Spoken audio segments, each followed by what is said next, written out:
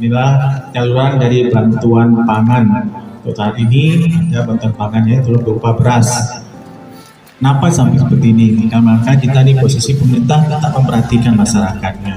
Dibuktikan hari ini dari tahun lalu sebelum-sebelum juga dibuktikan dengan kita ada bantuan dari masyarakat yang terdata pada tahun ini ada 17.000 penerima. Inilah hari ini mulai launching pertamanya. Kemudian ini berjalan lancar semua, pada bapak ibu semua keluarga sini hadir untuk hari bersama-sama kita itu berpartisipasi khususkan program pemerintah